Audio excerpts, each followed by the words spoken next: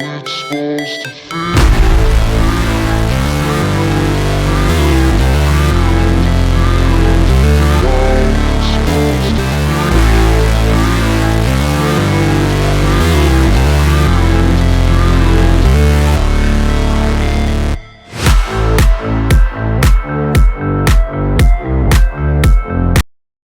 મિત્રો અત્યારે હું ગુજરાતના છેલ્લા નાના એવા ગામડામાં છું.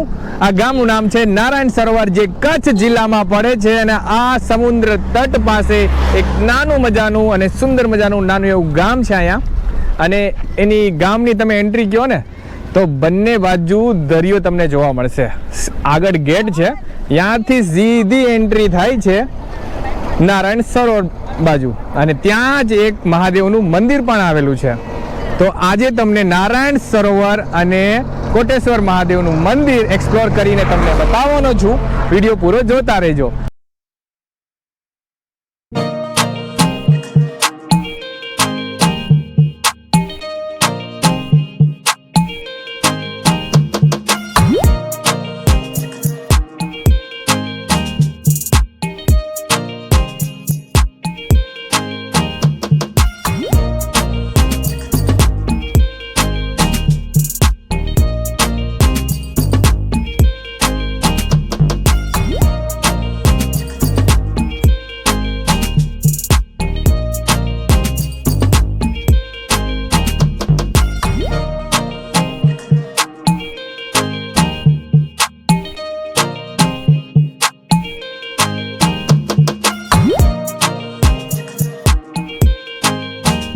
મંદિરના દર્શન કર્યા બાદ હવે તમને આનું જે નારાયણ સરોવર છે એ તમને બતાવવાનો છું.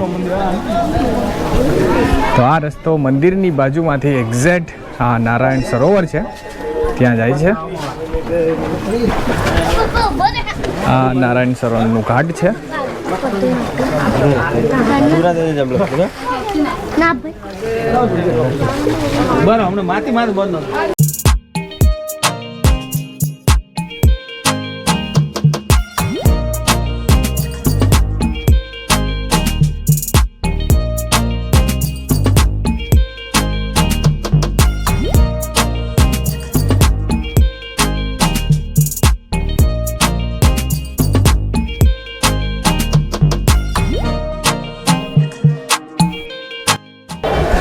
તો મિત્રો, મંદિરની ફરતી બાજુ એક કિલ્લા જેવું છે.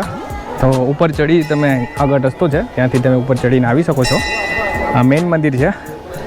એના પછીના આ બીજા 4 મંદિર છે. તો અહીંયા દ્વારકાધીશનું પણ મંદિર છે, તો જરૂર દર્શન કરવાના તમે ભૂલતા નહીં. અને અત્યારે હું અહીંયાથી પ્રદક્ષિણ કરીને ફરીથી રિટર્ન અહીંયાથી જ ઉતરી જાય. તો ઉપરથી કંઈક આવો વ્યૂ તમને જોવા મળશે.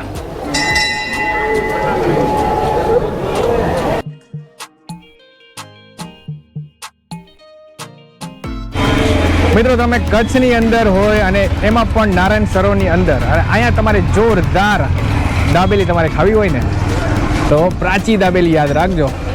અહીંયા જોશીભાઈ જબરદસ્ત દાબેલી બનાવે છે અને આગળ તમને ટેસ્ટ કરીને બતાવવાનો છે.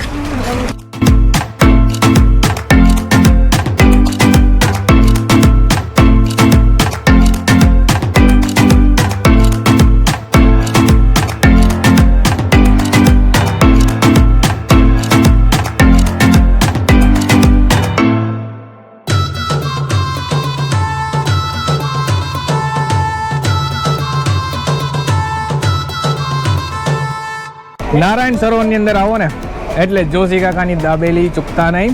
એકદમ અમેઝિંગ ટેસ્ટ આવશે, જોરદાર ટેસ્ટ છે.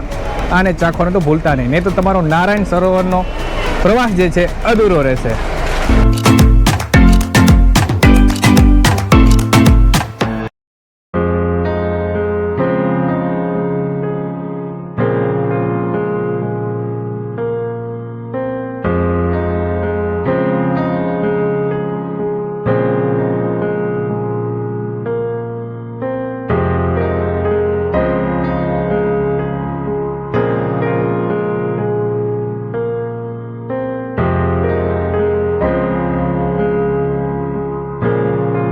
હું આવી ગયો છું નારાયણ સરોવરથી કોટેશ્વર મહાદેવ મંદિર. માત્ર 2 કિલોમીટરના અંતરે તમે ચાલીને પણ આવી શકો છો, બાઇક લઈને, કાર લઈને. તો અત્યારે અહીંયા મસ્ત મજાનું થોડી વારમાં સનસેટ થવાનું છે અને ઉપરની સાઈડ તમે જોઈ રહ્યા છો ત્યાં છે કોટેશ્વર મહાદેવનું મંદિર. અને અહીંયા વોકિંગ કરવા માટે નવું રિનોવેશન કરીને પબ્લિક માટે ઘણું શાનદાર આયોજન કર્યું છે કચ્છ ગવર્મેન્ટ દ્વારા.